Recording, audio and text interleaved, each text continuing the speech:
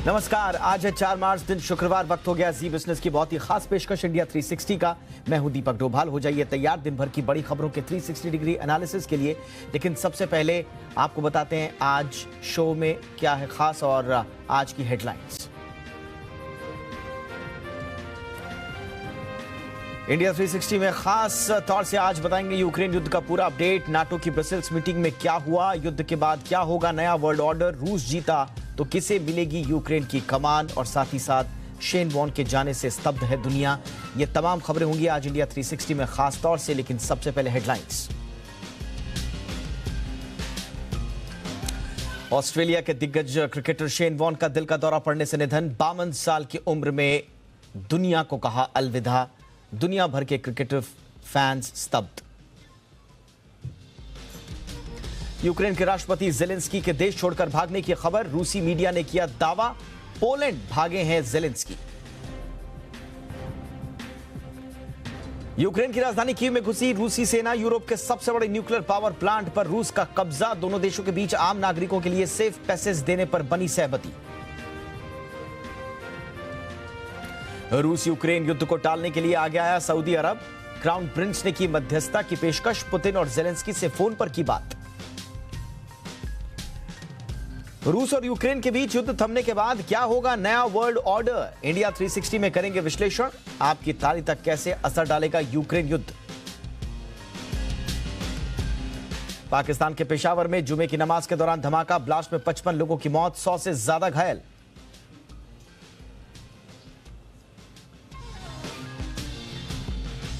सात महीने के निचले स्तर पर लुढ़का बाजार, निफ्टी करीब 250 अंक टूटकर 16,250 के पास बंद। सेंसेक्स 750 अंक से ज्यादा गिरा। यूपी के आखिरी चरण के मतदान से पहले पीएम मोदी का मेगा शो। वाराणसी में पीएम मोदी का रोड शो, बड़ी संख्या में जुटे समर्थक।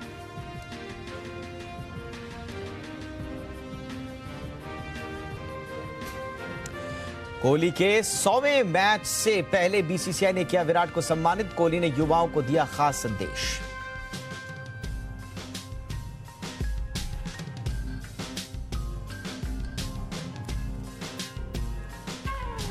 इंडिया 360 की शुरुआत हम कर रहे हैं बेहद ही स्तब्ध कर देने वाली खबर से। ऑस्ट्रेलिया के दिग्गज गेंदबाज क्रिकेटर शेन वॉन का 52 साल की उम्र में दिल का दौरा पड़ने से निधन हो गया है। वॉन की टीम की तरफ से यह बयान जारी किया गया। इस बात की पुष्टि की गई है कि शेन वॉन का थाईलैंड के को समूही में दिल का दौरा पड़ने से निधन हो गया है। शेन वॉन के निधन की खबर से पूरे खेल जगत में शोक है।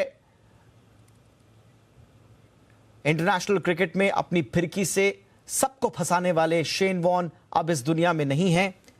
1001 विकेट लेकर कीर्तिमान स्थापित करने वाले फिरकी के जादूगर, king off spin Shane Warne अब हमारे बीच में नहीं है।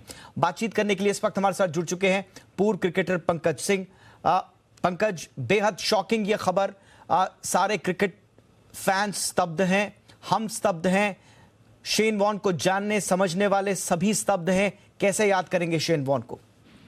देखिए, बहुत दुखद और मतलब एक उम्मीद जिसे कहते हैं ना कि एक अजीब, बहुत ही तकलीफ वाला क्षण है ये क्रिकेट के लिए, क्रिकेट जगत के लिए। और शेन वॉन की जो शख्सियत थी, उनके साथ मैंने खेला है, उनकी कैप्टनशिप में खेला हुआ है।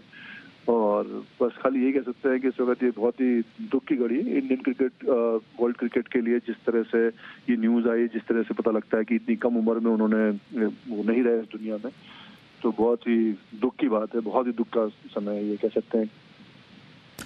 बिल्कुल। और पंकज, जाहिर सी बात है कोई उनकी जगह नहीं भर सकता, लेकिन जो उनके कॉन्ट्रीब्यूशंस हैं वो कितने अहम रहे हैं, न सिर्फ ऑस्ट्रेलिया क्रिकेट के लिए बल्कि पूरे वर्ल्ड क्रिकेट ऑर्डर में।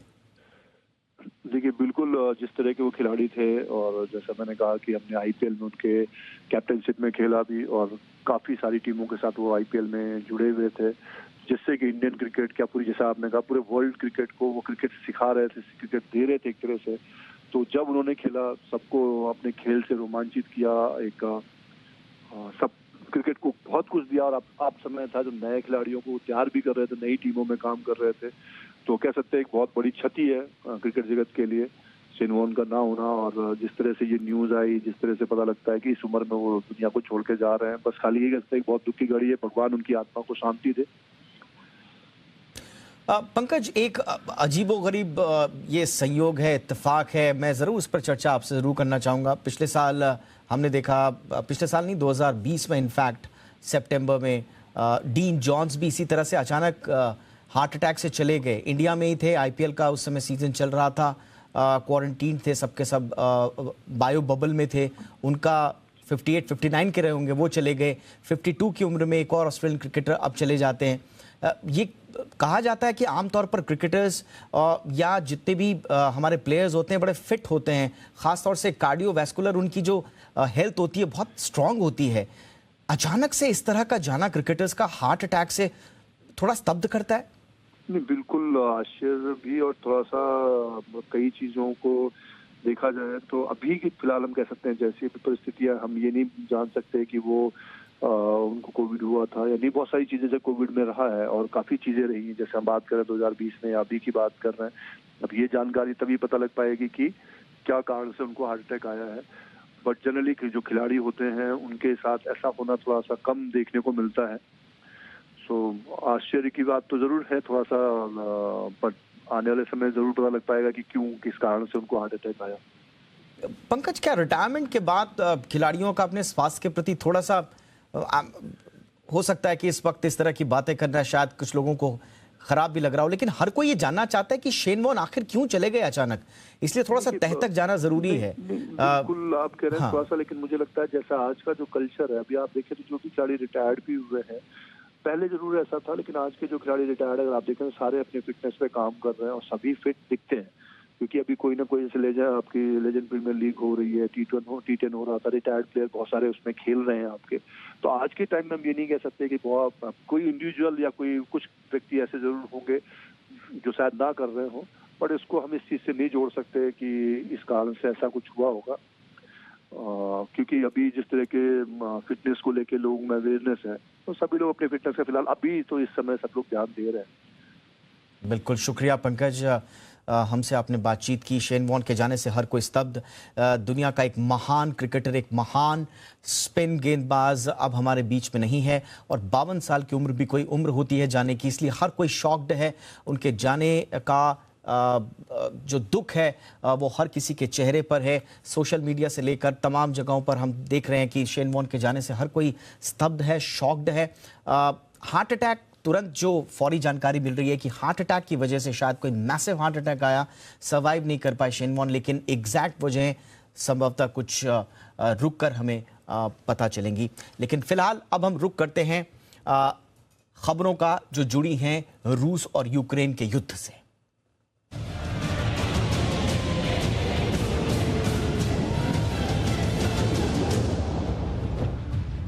रूस और यूक्रेन के बीच युद्ध 9वें दिन भी जारी है, और इस बीच एक बड़ी खबर यह आ रही है कि यूक्रेन के राष्ट्रपति वोलोदिमीर ज़ेलेंस्की देश छोड़कर भाग गए हैं। जी हां, कम से कम रूसी मीडिया में तो यही दावा चल रहा है। रूसी मीडिया ने दावा किया है कि वो देश छोड़कर अब पोलैंड चले गए हैं। दिन की बात करें तो आज रूसी सेना यूक्रेन की राजधानी कीव में घुस आई, लेकिन रूस का ये जो दावा आया है कि ज़ेलेंस्की अब पोलैंड चले गए हैं, ये दरअसल स्पुतनिक जो वहाँ की समाचार एजेंसी है उसके हवाले से आया है। और स्पुतनिक ने जो हवाला दिया है वो डूमा यानी कि रूस की जो संसद है उसके स्पीकर ने ये दावा किया है। तो रूसी संसद के स्पीकर की तरफ से एक दावा आया है, उन्होंने अपने टेलीग्राम चैनल पर यह दावा किया है कि अब ज़ेलेंस्की यूक्रेन में नहीं है और वो भागकर पोलैंड चले गए हैं। तो रूस की ओर से ये दावा कि ज़ेलेंस्की नहीं है, अब इसमें यह साफ नहीं है कि वो अभी गए हैं या काफी दिनों पहले चले गए हैं, क्योंकि उनके लगातार जो वीडियोस आ रहे हैं, इनफैक्ट उनके तमाम बयान सामने आ रहे हैं, और जाहिर सी बात है कि वो जो बयान दे रहे हैं, जो वीडियो संदेश दे रहे हैं, इनफैक्ट उन्होंने यूरोपियन यूनियन में शामिल होने की एप्लीकेशन भी साइन की है। तो वो किसी ऐसी जगह पर हैं जहां पर वो पूरी तरह से सुरक्षित अपने आप को महसूस कर रहे हैं। अब वो जगह क्या यूक्रेन ही थी या फिर वो ये सारी चीजें पोलैंड से कर रहे थे, अब ये थोड़ा सा देखना होगा। कि क्या कुछ छनकर आता है, लेकिन रूसी मीडिया का फिलहाल ये दावा है कि यूक्रेन में जेलेंस्की नहीं है और वो अब पोलैंड चले गए हैं। जेलेंस्की जाने जाते हैं आजकल अपने बयानों के लिए। बहुत ही बहादुरी से उन्होंने मीडिया के सामने आकर ये कहा था कि मैं रूस से नहीं डरता, पुतिन से नहीं डरता और मैं कीव में ही हूँ, मेरा परिवार कीव में है, मेरे सारे साथी कीव में हैं और मैं कीव को तब तक नहीं छोड़ूंगा जब तक मेरी जान न चली जाए, खून की आखिरी बूंद तक मैं यूक्रेन की रक्षा करूंगा। लेकिन अब ये जो दावा किया जा रहा है रूसी मीडिया की ओर से कि वो पोलैंड चले गए हैं, इस पर क्या कुछ सफाई जेलेंस्की की ओर से आती है, ये देखना बड़ा दिलचस्प होगा। फिलहाल आज की ये सबसे बड़ी खबरों में से एक, रूसी मीडिया का दावा कि जेलेंस्की यूक्रेन में नहीं है, वो भाग गए हैं पोलैंड देश छोड़कर। अब बढ़ते हैं आगे। आज दिन भर की बात करें तो आज रूसी सेना यूक्रेन की राजधानी कीव में घुस आई है। सैटेलाइट तस्वीरों में रूस का जो 64 किलोमीटर लंबा काफिला था वो भी देखा जा सकता है और वो शिफ्ट हो चुका है कीव के भीतरी इलाकों तक। इससे पहले रूसी सेना ने यूक्रेन में स्थित यूरोप के सबसे बड़े न्यूक्लियर पावर प्लांट पर भी कब्जा कर लिया।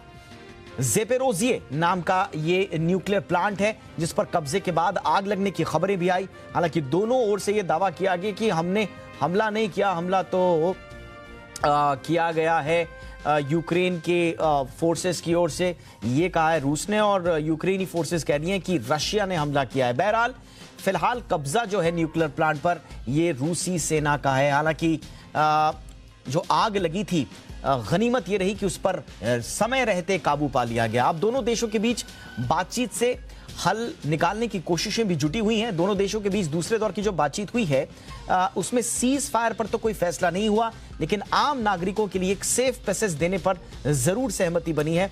अब ये कैसे होगा, इसका पूरा प्रोसीजर क्या होगा, ये तो खुलासा नहीं हुआ है, लेकिन आम लोगों के लिए सेफ पैसेज देने पर दोनों देशों में सहमति बनी है। इस बीच यूक्रेन के विदेश मंत्री दिमित्रो कुलेबा ने रूसी सेना पर महिलाओं के साथ दुष्कर्म करने का आरोप भी लगाया है। रूस यूक्रेन मसले पर संयुक्त राष्ट्र लगातार बैठकें भी कर रहा है। आज संयुक्त राष्ट्र मानवाधिकार परिषद में रूस के खिलाफ प्रस्ताव भी पारित हुआ है। इस वोटिंग में भारत ने हिस्सा नहीं लिया है। और आज की एक और बड़ी खबर आपको दे दें, भारतीय छात्रों पर रूस का एक बड़ा दावा सामने आया है। जी हां, रूसी रक्षा मंत्रालय ने यह दावा किया है कि खार्किव स्टेशन के बाहर भारतीय छात्रों पर यूक्रेनी राष्ट्रवादी गुटों ने हमला कर दिया, जिसमें कई छात्र घायल हुए हैं। रूसी समाचार एजेंसी स्पुतनिक के मुताबिक भारतीय छात्रों को निशाना बनाकर कई जगह फायरिंग हुई है। स्पुतनिक ने रूसी सेना के कर्नल जनरल मिखाइल मिजिंत्सेव के हवाले से यह जानकारी दी है और सिर्फ इतना ही नहीं कहा है, यह भी कहा गया है स्पुतनिक की ओर से कि सुमी शहर के एक कैंपस में हमला हुआ।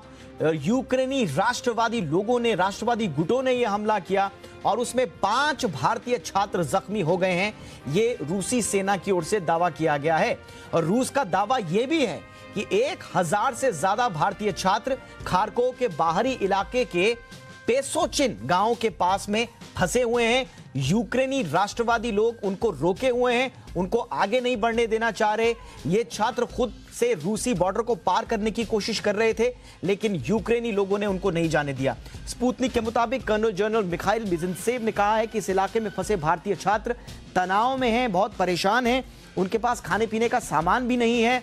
और रूस ने यह भी दावा किया है कि यूक्रेन में अलग अलग जगहों पर 7500 से ज्यादा विदेशी नागरिक फंसे हुए हैं, जिन्हें यूक्रेनी राष्ट्रवादी आने नहीं दे रहे हैं। तो यह है आज की बहुत बड़ी खबर। रूस की ओर से बड़ा दावा कि यूक्रेनी राष्ट्रवादी भारतीय छात्रों को निशाना बना रहे हैं। गोलीबारी में कई छात्रों के घायल होने का दावा भी रूस ने किया है और साफ तौर पर कहा है कि हम तो चाहते हैं एक सेफ पैसेज देना भारतीय छात्रों को, लेकिन यूक्रेनी राष्ट्रवादी लोग उन्हें आने नहीं देना चाह रहे।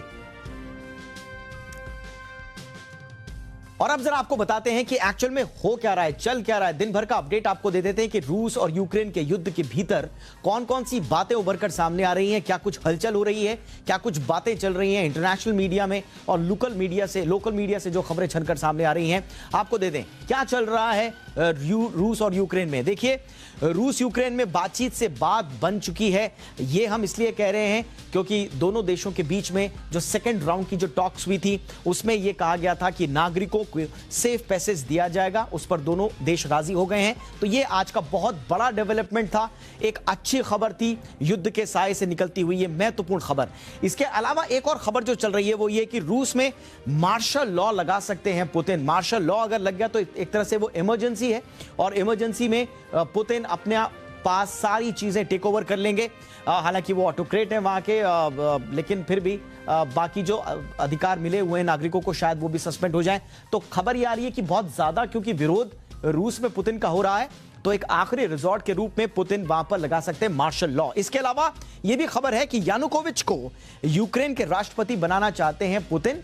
विक्टर यानुकोविच 2014 तक जो यूक्रेन के राष्ट्रपति थे, वहां पर जब विद्रोह हुआ तो भागकर रूस आ गए और तब से वो पुतिन के एक सलाहकार के रूप में काम कर रहे हैं। तो पुतिन का प्लान ये है कि यूक्रेन में अपना टेक ओवर किया जाए और फिर यानुकोविच को राष्ट्रपति बनाया जाए। तो ये एक बड़ी खबर वहां से आई। पुतिन का प्लान ये है कि पूरे यूक्रेन पर कब्जा कर लिया जाए। ये फ्रांस ने दावा किया है। जी हां, फ्रांस के राष्ट्रपति इमैनुअल मैक्रों से जब पुतिन साहब की बातचीत हुई है, लगभग 1.5 घंटे की बातचीत हुई, उनका यह कहना था, वहां के जो फ्रांस के अधिकारी हैं वो ये कह रहे हैं कि पुतिन की बातों से ऐसा लगा कि वो सिर्फ पूर्वी यूक्रेन तक सीमित नहीं रहना चाहते, कीव में सीमित नहीं रहना चाहते, बल्कि वो पूरे यूक्रेन पर कब्जा करना चाहते हैं। और साथ ही साथ में दावा यह भी किया गया कि अभी तो worst is yet to come, यानी कि अभी सबसे बुरी चीजें आना बाकी हैं। ये फ्रांस की ओर से दावे किए गए हैं। अब किस दिशा में ये पूरा का पूरा युद्ध जा रहा है और युद्ध के बाद नया वर्ल्ड ऑर्डर क्या होगा, इस पर बातचीत करने के लिए हमारे साथ विदेश मामलों के जाने माने जानकार चिंतामणि महापात्रा साहब जुड़ चुके हैं। जेएनयू में प्रोफेसर भी हैं। महापात्रा सर, गुड इवनिंग, बहुत बहुत स्वागत है सर आपका। सर, जो फ्रांस की तरफ से दावा किया गया है कि पुतिन के मन में सिर्फ कीव पर कब्जा करके वहां पर अपनी पसंद की सरकार ही नहीं बल्कि पूरे यूक्रेन पर वो दावा कब्जा करना चाहते हैं, इन दावों में कितना दम आपको लगता है? क्या वाकई में पूरे यूक्रेन को कब्जे में लेने की प्लानिंग करके पुतिन साहब आगे बढ़ रहे हैं सर? मुझे लगता है कि फ्रांस का जो प्रेसिडेंट मित्रान ने जो कहा है वो सही कहा है, क्योंकि अगर रूस का ये एम्बिशन नहीं रहता कि पूरा यूक्रेन को कब्जे में करें, तो उनका जो युद्ध प्रणाली और युद्ध का जो एक लिमिटेशन है सिर्फ वो डॉनबास एरिया में वो जो 2 स्टेट है वहाँ सीमित हो जाता है।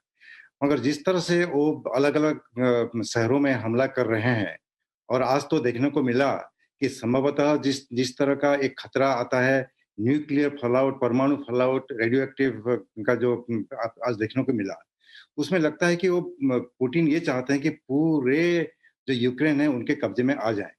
आ पाएगा नहीं पाएगा हमें देखना है, क्योंकि जिस तरह से आम जनता भी रूस के सैन्य के साथ लड़ाई कर रहे हैं, अगर यानुकोविच को भी उन्होंने बना दिया कि आम जनता चुप रहेगा तो क्या होगा कहना मुश्किल है। ये भी हो सकता है कि रूस कोशिश करेगा यूक्रेन को कंट्रोल में लाने के लिए, मगर ये भी हो सकता है कि वहाँ एक इंसर्जेंसी शुरू हो जाएगा जो कि अमेरिका, यूरोप इंसर्जेंसी को अगर सपोर्ट करे, जो अफगानिस्तान में हुआ था, जो वियतनाम में हुआ था, यूक्रेन में भी वो देखने को मिल सकता है।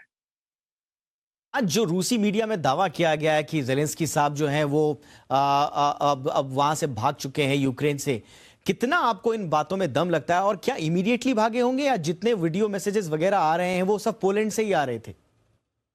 अभी देखिए, जितने भी न्यूज आ रहे हैं वो न्यूज में क्या फेक न्यूज है और क्या सही न्यूज है ये जानना मुश्किल है, क्योंकि दोनों तरफ से एक प्रोपेगेंडा चल रहा है और आम जनता को ऐसे ऐसे न्यूज दे रहे हैं जिसमें लोग भी ये सोचे कि सही क्या है गलत क्या है कहना मुश्किल हो जाएगा।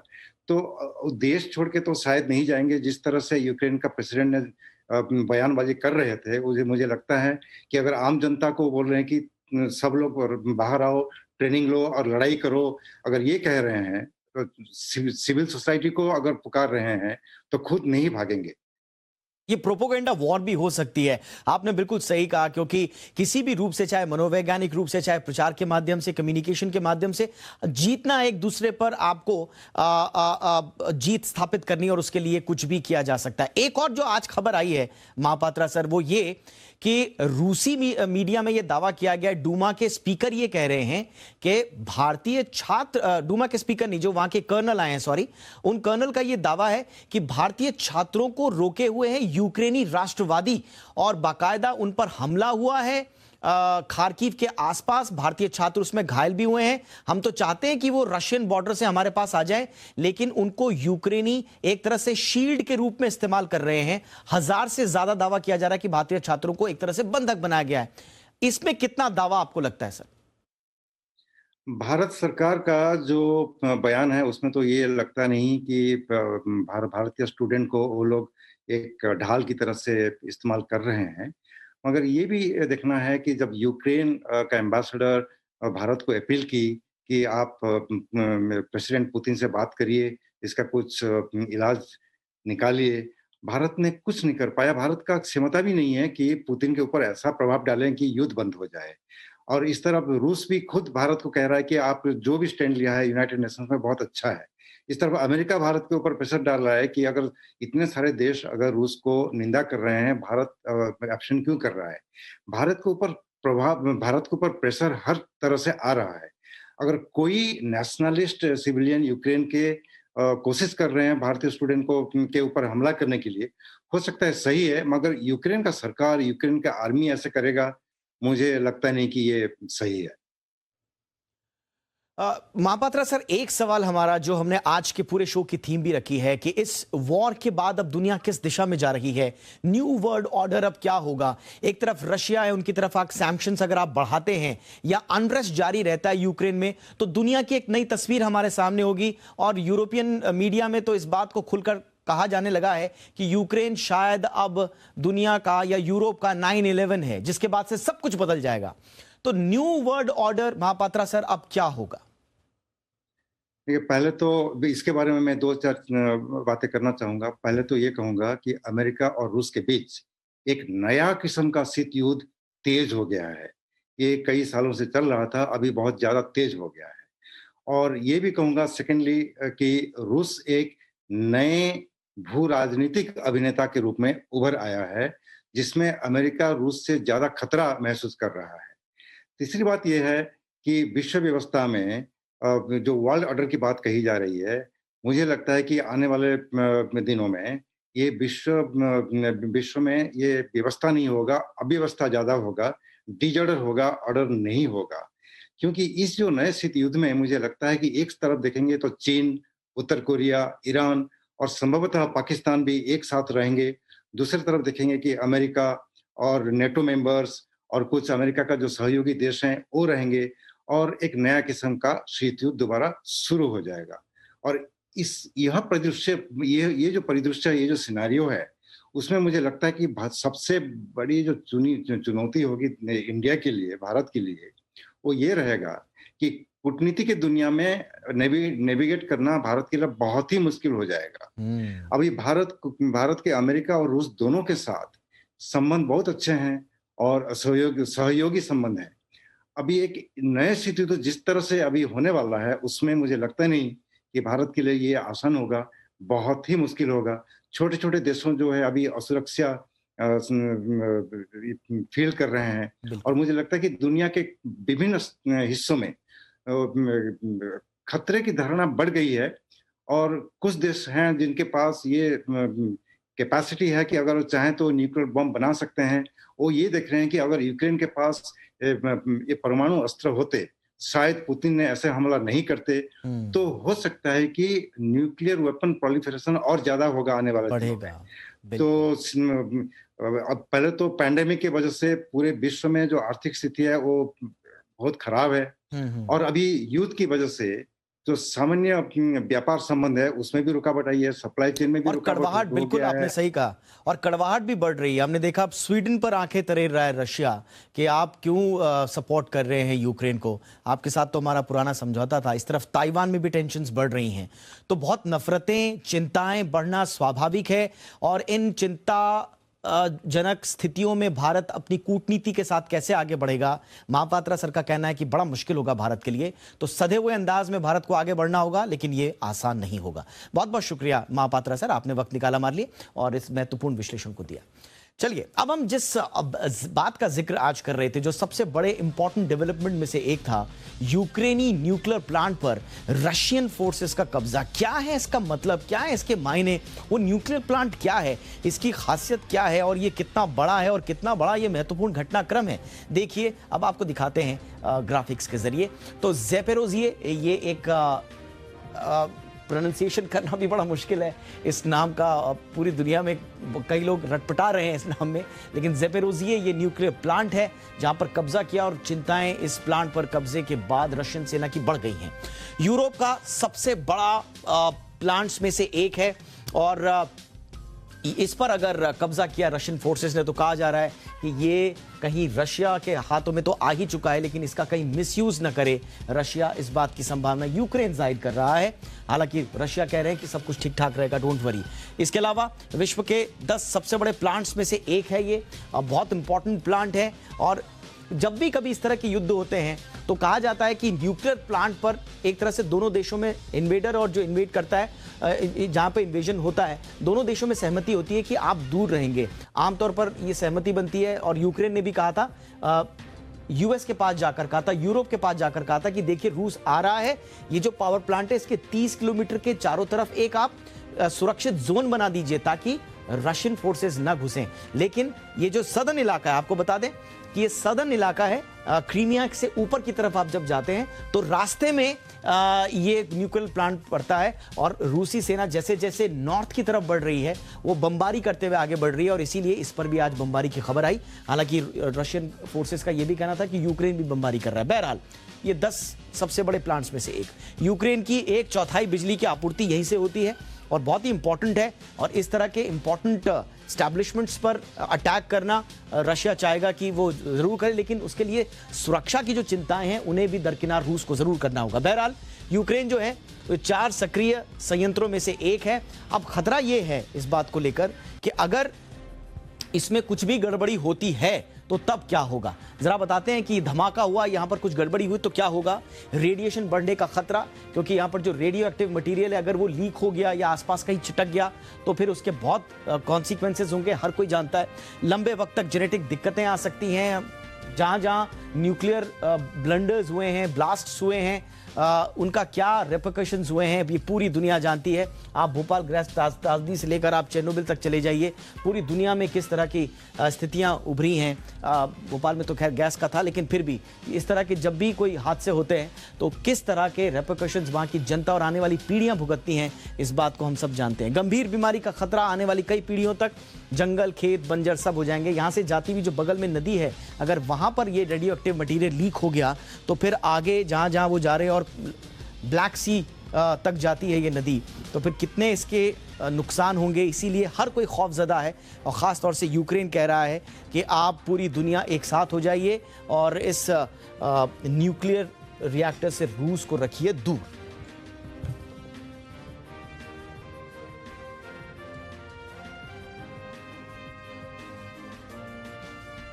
चलिए, तो क्या कुछ चल रहा है वहां पर, ये इसका हमने आपको अपडेट दे दिया। नया वर्ल्ड ऑर्डर क्या हो सकता है ये भी हमने आपको बता दिया, तमाम अपडेट्स आपने दे दिए। अब आपको ये बताते हैं कि इसका इंपैक्ट इस वक्त किस तरह का पड़ रहा है। रूस और यूक्रेन संघर्ष का बड़ा असर भारतीय निवेशकों पर भी पड़ा है। पिछले 9 दिनों में सेंसेक्स 4000 से ज्यादा अंक टूटा है, और जब से रूस और यूक्रेन के बीच विवाद शुरू हुआ है तब से ही बाजार में उथल पुथल मची हुई है। उस दिन से अब तक भारतीय निवेशकों ने लगभग 15 लाख करोड़ रुपए गंवा दिए हैं। 15 लाख करोड़। बीते हफ्ते की बात करें तो इस दौरान भी मार्केट रूस यूक्रेन के हमले की वजह से उथल पुथल में रहा। एक्सपर्ट्स का कहना है कि अगर रूस यूक्रेन संकट ज्यादा दिनों तक खिंचा तो आने वाले दिनों में इसका गहरा असर हो सकता है। और पूरे हफ्ते की अगर कहानी देखें तो रूस यूक्रेन हमले का इस हफ्ते पूरे बाजार पर कैसा असर रहा, कौन कौन सी कंपनियों के शेयर में उथल पुथल रही, क्या सिलसिलेवार तरीके से इंपैक्ट रहा, पूरे हफ्ते बताने के लिए जुड़ रहे हैं मेरे साथ मेरे सहयोगी आशीष चतुर्वेदी। आशीष, बताइए, ओवर टू यू, किस तरह का सिलसिलेवार तरीके से इंपैक्ट इस पूरे हफ्ते रूस यूक्रेन वॉर का इंडियन बाजारों पर। देखिए, रशिया यूक्रेन के विवाद के चलते अगर आप देखें तो ग्लोबल मार्केट्स में भारी गिरावट देखने को मिली और ठीक वैसा जो है भारतीय बाजारों में भी देखने को मिला, क्योंकि हफ्ते के दौरान अगर आप देखें तो निफ्टी में करीब करीब 2% से ज़्यादा की गिरावट देखने को मिली। सेंसेक्स में देखें तो करीब करीब 2.76% और मिड 100 हो, स्मॉल कैप हो या निफ्टी 500 यानी ब्रॉडर मार्केट्स में भी अगर आप देखें तो गिरावट का दबाव जो है आपको देखने को मिला।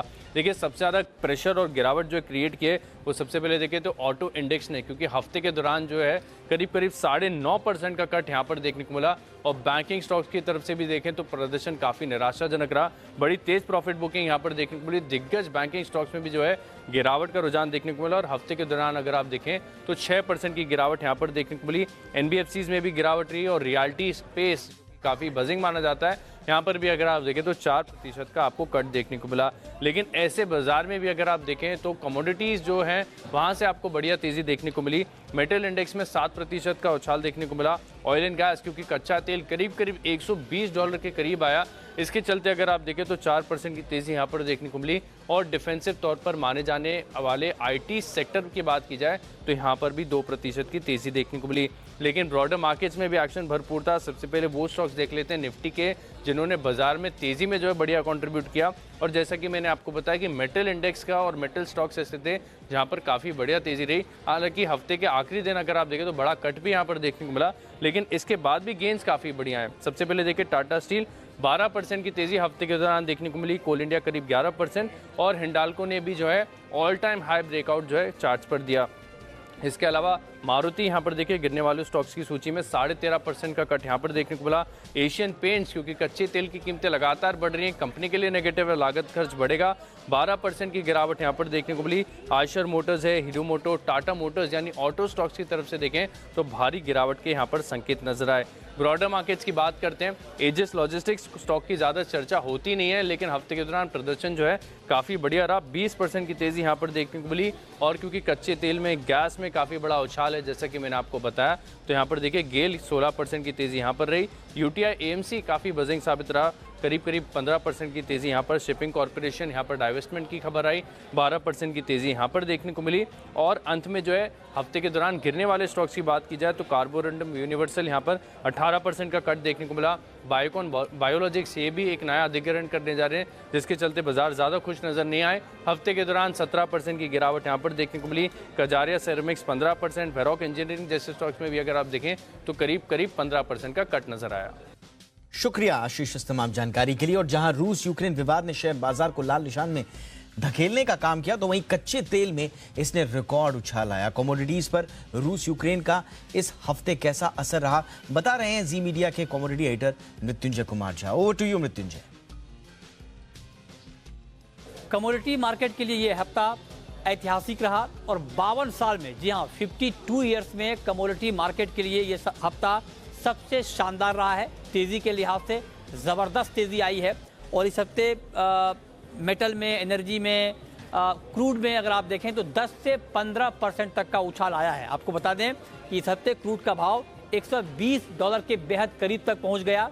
और जब से युद्ध शुरू हुआ है रूस और यूक्रेन के बीच, तब से कच्चे तेल की कीमतें 20% तक बढ़ गई हैं। बहुत ज़बरदस्त तेज़ी। इसके अलावा मेटल मार्केट को अगर आप देखें तो एल्युमिनियम का भाव रिकॉर्ड ऊंचाई पर है, निकल के दाम 11 साल की ऊंचाई पर हैं, जिंक, लेड, कॉपर, तमाम बेस मेटल की कीमतों में बेतहाशा तेज़ी का माहौल बना है, क्योंकि रूस एक बड़ा सप्लायर है, ना सिर्फ क्रूड का बल्कि मेटल का भी, नेचुरल गैस का भी, लिहाजा उसका बड़ा इम्पैक्ट दिखा है। रूस दुनिया का दूसरा सबसे बड़ा उत्पादक देश है कच्चे तेल का, और वहाँ पर रोजाना रूस से जो ग्लोबल मार्केट में सप्लाई होती है क्रूड की, वो करीब करीब 60 लाख बैरल के आसपास होती है। तो मार्केट को इस बात की आशंका थी कि अगर रूस से कच्चे तेल की सप्लाई बंद होती है या घटती है तो उसकी भरपाई बाकी देशों से होना बहुत मुश्किल हो जाएगा, लिहाजा मार्केट ने बड़ी छलांग लगाई। मेटल में भी एल्युमिनियम का ठीक ठाक उत्पादन होता है रूस में, निकल का उत्पादन होता है, लिहाजा वहाँ से भी सप्लाई की दिक्कत की खबरें आई, जिसका बड़ा इम्पैक्ट हमने मेटल कीमतों पर देखा। इसके अलावा गोल्ड कीमतों में भी अच्छी तेज़ी आई और गोल्ड का भाव घरेलू बाजार में 52,000 के ऊपर चला गया, अंतर्राष्ट्रीय बाजार में $1940 के ऊपर गया, क्योंकि जब भी दुनिया के आर्थिक हालात या राजनीतिक हालात खराब होते हैं तो सुरक्षित निवेश के तौर पर गोल्ड की डिमांड बढ़ जाती है, जिसका सीधा फायदा कीमतों को मिलता है, तो गोल्ड के दाम तो इसलिए बढ़े।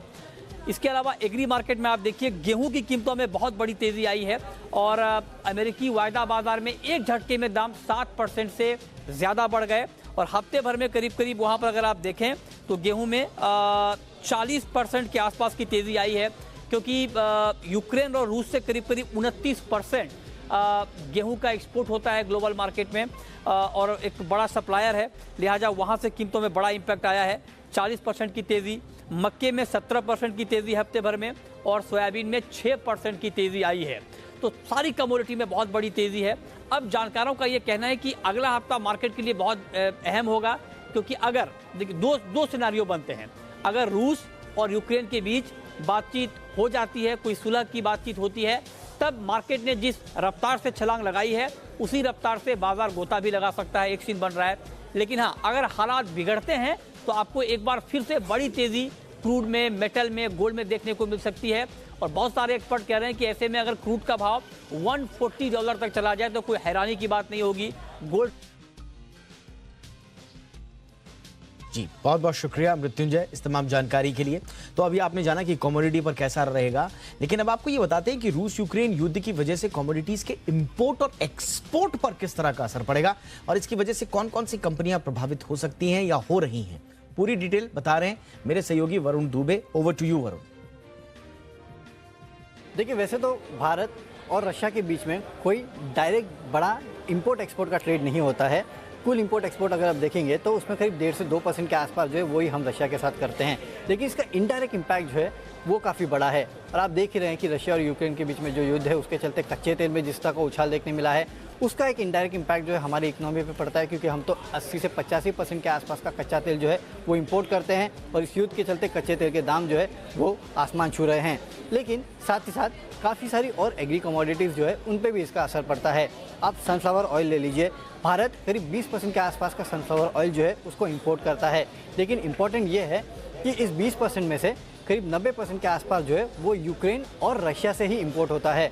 और मेरिको इस कंपनी के कुल रॉ मटेरियल कॉस्ट में से करीब 5 से 8% जो है वो सनफ्लावर ऑयल का है, तो इसका इम्पैक्ट इस कंपनी पे पड़ता है। गेहूँ, रूस जो है दुनिया का सबसे बड़ा गेहूं का एक्सपोर्टर है, यूक्रेन जो है 5वां बड़ा एक्सपोर्टर है। हालांकि हमारा देश जो है वो गेहूं में सेल्फ सफिशिएंट है, लेकिन इसका इंटरनेशनल मार्केट्स पे असर पड़ता है। और पिछले कुछ दिनों में आपने देखा कि गेहूं के दाम कैसे बढ़े हैं। ब्रिटानिया, नेस्ले, इन पे ज़्यादा इम्पैक्ट पड़ता है, क्योंकि करीब 25% के आसपास का रॉ मटेरियल कॉस्ट जो ब्रिटानिया का वो गेहूं से आता है और नेस्ले का करीब 10% के आसपास। बार्ले, दरअसल यूक्रेन जो है बार्ले का 5वां सबसे बड़ा प्रोड्यूसर है और दुनिया में करीब 18% के आसपास की बार्ली जो है वो यूक्रेन से आती है। अल्कोहल कंपनीज़ को इसका इम्पैक्ट पड़ता है, क्योंकि अल्कोहल कंपनीज़ के कुल रॉ मटेरियल खर्च में से 30% के आसपास बार्ले का है और खासकर यूनाइटेड बेवरेज जो है उस पर इसका काफ़ी बड़ा इम्पैक्ट पड़ता है। अगला है पाम ऑयल, क्योंकि पाम ऑयल जो है वो भी हम इंपोर्ट करते हैं और जिस तरह से ग्लोबली दाम बढ़ रहे हैं उसका इम्पैक्ट जो है HUL, गोदरेज कंज्यूमर्स, ज्योति जैसे कंपनियों पे पड़ता है, क्योंकि ये जो है साबुन बनाती है जिसमें पाम ऑयल का काफ़ी योगदान होता है एज अ रॉ मटेरियल, तो इसका इम्पैक्ट इन कंपनियों पे भी पड़ता है। तो खासकर अगर आप देखेंगे कच्चे तेल के दाम जो बढ़े हैं उसका इम्पैक्ट तो इकोनॉमी पे पड़ता है, लेकिन काफ़ी सारी ऐसी कमोडिटीज़ है जो कि हम इंपोर्ट करते हैं और जिसका इम्पैक्ट सीधे सीधे इन कंपनीज पे, मार्जिन्स पे हो सकता है। और अब आपको दिखाते हैं कि यूक्रेन पर रूस के हमले का असर दुनिया पर पड़ता हुआ किस तरह से दिखाई दे रहा है। लेकिन तब क्या होगा जब यूक्रेन में रूस अपना युद्ध खत्म कर देगा? इस युद्ध के बाद नया वर्ल्ड ऑर्डर कैसे होगा? थोड़ी देर पहले हमने इसका थोड़ी सी चर्चा जरूर की, लेकिन वो कौन कौन सी चीजें हैं जिन पर इस युद्ध का असर बना रह सकता है, शॉर्ट टर्म के लिए या लॉन्ग टर्म के लिए? देखिए इस रिपोर्ट। रूस यूक्रेन युद्ध दुनिया के लिए एक आपदा है। ये युद्ध ग्लोबल इकोनॉमिक ग्रोथ के लिए नुकसानदायी साबित होगा। विश्व बैंक के प्रेसिडेंट डेविड मालपास ने यूक्रेन संकट को कुछ इस तरह से बयां किया। एक तरफ रूस के अटैक से यूक्रेन बर्बाद हो रहा है, तो दूसरी तरफ पश्चिमी देश लगातार रूस पर प्रतिबंध लगा रहे हैं। लेकिन ये दोनों ही चीजें सिर्फ रूस और यूक्रेन तक सीमित नहीं रहने वाली। इन दोनों ही तरह के एक्शन का असर ग्लोबल इकोनॉमी पर साफ दिख रहा है और युद्ध खत्म होने के बाद भी बना रह सकता है। युद्ध के बाद दुनिया किस दिशा में आगे बढ़ेगी, ये तय होगा कि युद्ध किस अवस्था में खत्म होता है। और मौजूदा हालातों को देखकर दो अहम रास्ते दिख रहे हैं। पहली परिस्थिति ये कि पुतिन यूक्रेन पर कब्जा कर लें और वहां रूसी समर्थित किसी व्यक्ति को सत्ता पर बैठा दें। दूसरी संभावना ये कि यूक्रेन नाटो और पश्चिमी देशों का साथ लेने से पीछे हट जाए। विश्व बैंक का कहना है कि दोनों ही परिस्थितियों में दुनिया पर महंगाई का संकट आना तय है। यूक्रेन संकट से कच्चा तेल पहले ही कई सालों के रिकॉर्ड स्तरों पर पहुंच चुका है। ऐसे में अगर युद्ध यूक्रेन पर कब्जे के साथ खत्म होता है तो पश्चिमी देशों के सैंक्शंस हटेंगे नहीं और इसका नतीजा ये होगा कि कच्चे तेल की कीमतें आसमान छूने लगेंगी। इससे पेट्रोल और डीजल समेत रोजमर्रा के इस्तेमाल में आने वाली कई चीजों के दाम आसमान पर पहुंच जाएंगे, क्योंकि रूस कच्चा तेल और नेचुरल गैस के एक्सपोर्ट में सबसे आगे है। इसका असर रूस पर भी पड़ेगा और रूस के दुनिया के दूसरे देशों से अलग थलग पड़ने की आशंका भी है। रूस यूक्रेन युद्ध से सप्लाई चेन प्रभावित हुई है। ऐसे में युद्ध चाहे शांति के साथ खत्म हो या यूक्रेन पर कब्जे के साथ, दोनों ही सूरत में सप्लाई चेन व्यवस्था और बिगड़नी तय है। दुनिया की कई बड़ी कंपनियों के लिए कच्चे माल की आपूर्ति करने में दिक्कतें आएंगी। इससे फैक्ट्रियों और बंदरगाहों की तरफ से शिपिंग में देरी हो सकती है और इससे कीमतें बढ़ने का खतरा भी है। रूस और यूक्रेन दुनिया में 30% गेहूं, 80% सनफ्लावर ऑयल एक्सपोर्ट करते हैं। इससे दुनिया में फूड सप्लाई पर असर पड़ना भी लाजमी है। यूक्रेन में रूसी हमले से जो इंफ्रास्ट्रक्चर बर्बाद हुआ है, युद्ध खत्म होने के बाद उसे खड़ा करने में यूक्रेन को काफी वक्त लग सकता है। वहीं रूस पर प्रतिबंधों का असर भी युद्ध के बाद दिखना शुरू होगा और उसकी इकोनॉमी के साथ ही आम लोगों पर महंगाई की मार भी पड़ेगी। और रूस का यूक्रेन पर युद्ध चाहे जैसे खत्म हो, लेकिन एक बात तय है कि दो देशों के बीच चल रहे इस युद्ध से पूरी दुनिया प्रभावित होगी और कई देश रूस यूक्रेन पर अपनी निर्भरता कम करने की कोशिश में तेल के नए ठिकाने और सप्लाई चेन के नए तरीकों को बनाने की कोशिश करेंगे। युद्ध खत्म होने के बाद दुनिया के सभी देश आत्मनिर्भर होने की कोशिश में काम करते नजर आएंगे। ब्यूरो रिपोर्ट, जी मीडिया। और अब आपको दिखाते हैं कि यूक्रेन में अपनी पसंद की सत्ता स्थापित करने के बाद कौन है वो शख्स जिनको पुतिन अपना कठपुतली, अपना प्यादा, जो भी आप कहें, लेकिन यूक्रेन के शासक के रूप में बिठाना चाहते हैं। इस रिपोर्ट के जरिए देखिए।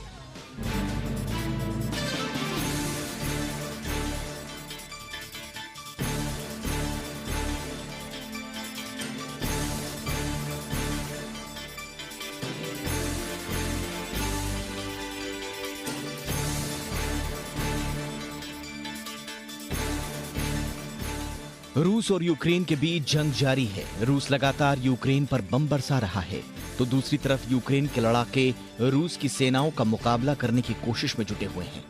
इस युद्ध का अंत क्या होगा, ये हर कोई जानना चाहता है।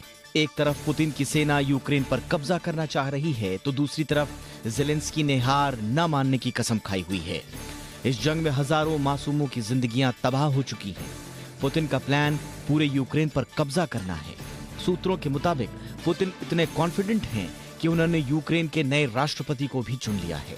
अगर पुतिन की चली तो आखिर कौन होगा यूक्रेन का नया राष्ट्रपति? नाम है विक्टर यानुकोविच। जी हाँ, सही सुना आपने, ये वही विक्टर यानुकोविच हैं जो 4 साल तक यूक्रेन के राष्ट्रपति रह चुके हैं। 2014 में यूक्रेन के भीतर उठे जनाक्रोश के बाद उन्हें रूस भागना पड़ा था। यानुकोविच ने अपने करियर की शुरुआत पूर्वी यूक्रेन में कोयला खनन सेक्टर में एक कर्मचारी के तौर पर की। इस बीच वो राजनीतिक गतिविधियों में शामिल होने लगे। बाद में वो पूर्वी यूक्रेन के दोनेत्स्क क्षेत्र के गवर्नर बन गए। 2002 के नवंबर में उन्हें पीएम नियुक्त किया गया। 2004 में यानुकोविच ने राष्ट्रपति पद के लिए चुनाव लड़ा, जिसमें उन्होंने जीत हासिल की, लेकिन चुनाव में धांधली के आरोपों के चलते वो राष्ट्रपति नहीं बन पाए। साल 2006 में वो दूसरी बार पीएम बनने में कामयाब रहे। यानुकोविच ने 2010 में फिर से चुनाव लड़े और जीत हासिल की, लेकिन उन पर पुतिन और रूस परस्त होने का आरोप हमेशा से लगता रहा। यही वजह है कि शुरुआत में यूरोपियन यूनियन से बेहतर संबंधों की वकालत करने के बाद ईयू से ट्रेड एग्रीमेंट के समझौते को उन्होंने 2013 में खारिज कर दिया। इसी के बाद यूक्रेन में उनके खिलाफ जबरदस्त विद्रोह भड़क उठा, जिसे यूक्रेनी क्रांति के नाम से जाना जाता है। इस क्रांति के चलते यानुकोविच को अपने पद से इस्तीफा देना पड़ा और मामला शांत होते न देख उन्हें यूक्रेन से भागकर रूस में शरण लेनी पड़ी। पुतिन ने जब अपने पसंदीदा यानुकोविच के खिलाफ विद्रोह को देखा तो बदले में उन्होंने 2014 में यूक्रेन से क्रीमिया को काटकर उस पर कब्जा कर लिया। यानुकोविच तब से रूस में ही हैं और पुतिन को यूक्रेन मसलों पर सलाह देते हैं। यानुकोविच के जाने के बाद यूक्रेन में रूसी समर्थक सरकार भी चली गई और यूक्रेन नाटो में जाने समेत अपने खुद के फैसले लेने लगा। यूक्रेन का यही आजाद ख्याल रवैया पुतिन को पसंद नहीं आया और अब वो यूक्रेन पर कब्जा कर एक ऐसे नेता को राष्ट्रपति की कुर्सी पर बैठाना चाहते हैं जो आसानी से उनके कंट्रोल में रहे। और इसके लिए विक्टर यानुकोविच से बेहतर उम्मीदवार भला कौन हो सकता है? ब्यूरो रिपोर्ट, जी मीडिया। युद्ध में किसकी जीत होगी, किसकी हार, ये तो वक्त ही बताएगा, लेकिन इस बीच वहां पर पिस रही हैं आम जिंदगियां, बच्चे, महिलाएं, बूढ़े। रूस यूक्रेन के बीच जारी युद्ध से यहां के आम लोगों के लिए चुनौतियां खड़ी हो गई हैं। युद्ध की वजह से यूक्रेन का रिफ्यूजी संकट काफी ज्यादा बढ़ गया है। संयुक्त राष्ट्र की माने तो युद्ध की वजह से 8 लाख से भी ज्यादा लोग शरणार्थी बनने को मजबूर हैं। उन शरणार्थियों में कई बच्चे भी शामिल हैं। कुछ तस्वीरों के जरिए आपको बताते हैं इस युद्ध का आखिर बच्चों पर कैसा असर पड़ रहा है, कैसे बच्चे, उनका बचपन युद्ध की आग में झुलस रहा है।